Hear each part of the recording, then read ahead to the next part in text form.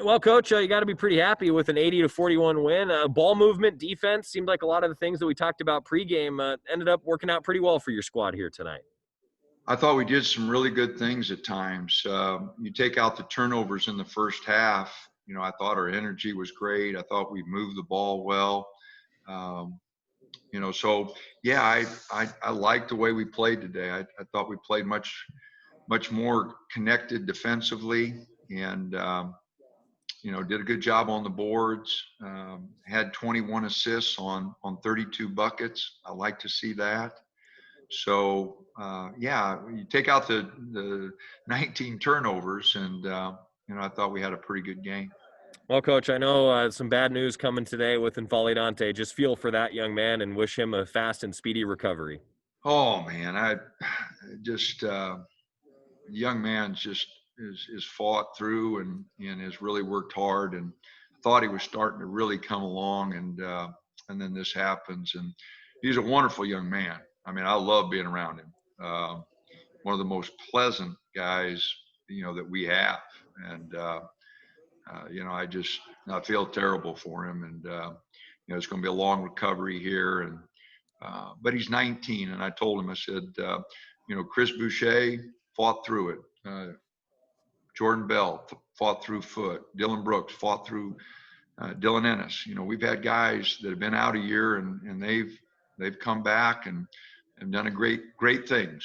And that's what my hope, and that's what I expect from you, is to fight through this, even though it's going to be a tough year. So yeah, I just in a non-contact, he just did a closeout, and his foot caught, and we just thought it was a hyperextended knee. Didn't have any idea that he had torn it. So. Well, I know that you talked about wanting to use the bench a little bit more in this game. Now that's going to be even more important, isn't it? With Will Richardson and Validante, the rotation, you guys are going to have to go into that bench a little bit the rest of the year. Absolutely. Guys are going to have to, young guys are going to have to step up and play. Jalen and Amari, who's a vet, but Jalen and now Aaron. Those guys are going to have to give us good minutes. Luke War is going to have to step up and play a role off the bench and do a good job. So, yeah, it's all hands on decks. And we got to be a little concerned. The virus hasn't hit our team hard. We've only had a couple guys. And so, you always worry about that, taking a couple players out. So, we're going to have to really be concerned and yet get everybody ready to play, and hope like heck that we stay healthy.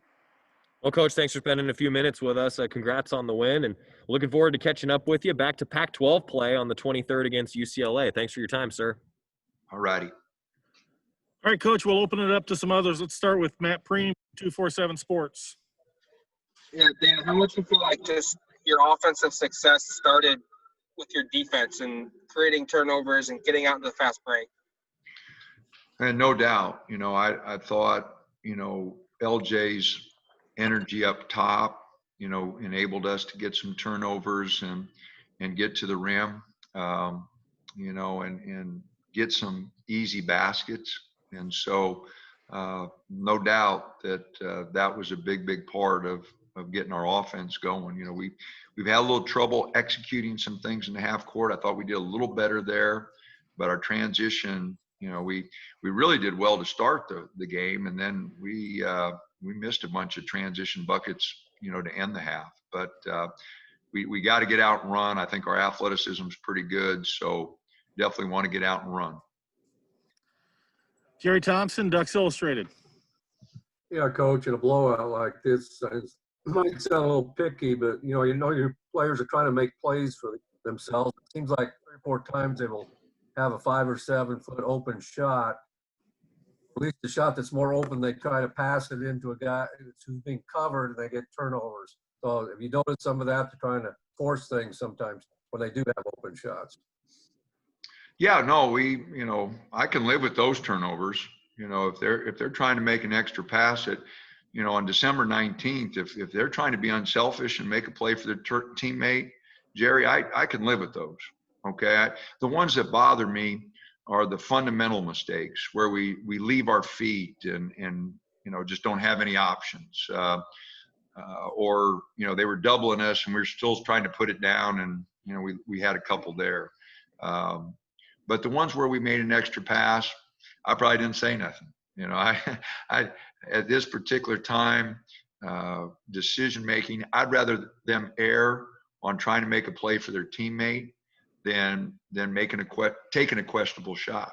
And so, again, on December 19th, to have a turnover where you turn down a decent shot to try to get it to a teammate for a better one, I've got to live with that, because I'm preaching that. The ones that I'm going to bark at them about fundamentally when they do something that we've worked on time and time again, I'm going to get after them on those, because those are the ones we've got to eliminate. We can live with 10 or 12 turnovers a game. You got to press the envelope some, and you're not going to play, fast and with a freedom if you don't allow some turnovers. But the fundamental mistakes that we work on day after day, those are the ones that kind of get to me. Chris Hansen, the register guard. Dan, I think Portland was shooting around the 18-19% range for most of the game. How much of that do you credit to your defense, and how much do you think it was just a poor shooting night for Portland? I think it was a combination of both, because they have been shooting it well, but I thought our defensive activity was good. And, I go again by uncontested shots, and there just weren't a lot of them. That's the one thing we did do much better against San Francisco and tonight against Portland that we didn't do against Eastern Washington and Washington, were uncontested shots. We gave up very few uncontested shots tonight and against San Francisco. So we made a big step this week in that, and I hope that continues, because obviously UCLA and some of the teams we got coming up, if we give them open looks, we won't like the results. James Crapia, the Oregonian. Then I realize it's sometimes a little hard, big picture right after a game, but not many teams could be down their starting center and their starting point guard, arguably the two most important positions, and put on a clinic like you just put on.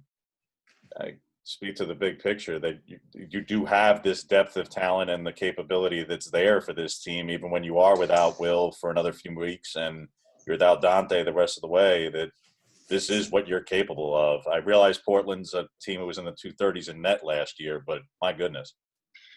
No, James, I like our depth.